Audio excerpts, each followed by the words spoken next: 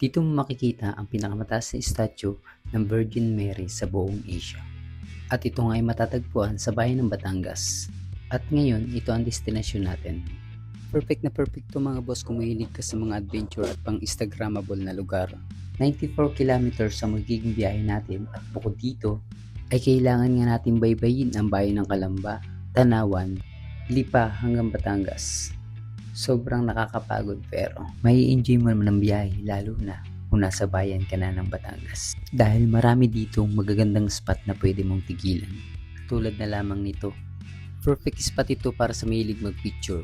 Kaya pagkatapos namin kumuha ng litrato, ay stop over ulit kami sa baybayin kung saan ay tanaw ko na dito ang aming destinasyon. Maa-amaze ka rin sa ganda ng dalampasigan at matatanaw mo rin ang bulubuntukin sa kabilang isla. Hindi ko lang alam mga boss kung anong barangay nakakasakop dito. Kaya sa mga nakapunta na o nakadaan na sa lugar na to, paki-comment naman mga boss, salamat. Dito na rin pala kami kumain sa isang malapit na lumihan. At pagkatapos nun, dumaan kami sa Malasigsag Road bago dumating ng Monte Maria. 20 pesos mga boss ang kailangan mong bayaran para sa parking fee.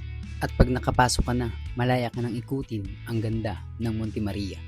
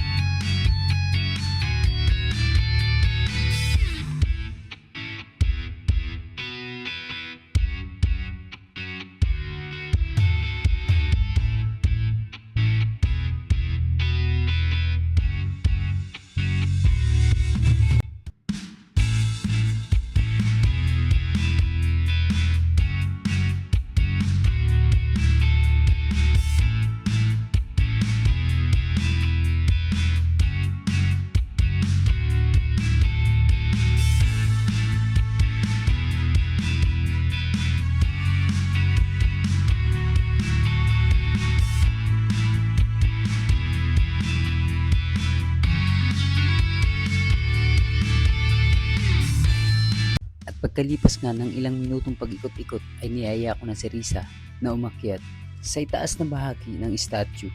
Ito ay may taas na 17th floor, 150 pesos per head mga boss ang bayad kung gusto niyo umakyat sa itaas. After 1 minute sa elevator, ito na ang bubungad sa iyo. Ang napakaaliwalas na liwanag mula sa itaas. At 360 makikita mo ang kabuuan ng lugar sa ibaba. Napaka-safe din mga boss para sa mga bisita ang tumambay dito sa itaas dahil mukhang matibay at lagpas tao ang pinakangharang nito. Makikita mo rin dito ang miracle glass or walking glass na hindi pa isinasa publiko dahil hindi pa nga ito natatapos. Pero may ilan na naglalakad sa miracle glass at kung hindi ako nagkakamali, ito yung sinasabi ng mga VIP. kailangan mo yatang magpa-member dito so on and so forth. At pagkatapos ng 3 minutes na pagtambay sa itaas, ay dumiretso na rin kami sa ground floor. Doon na rin kami nagmerienda.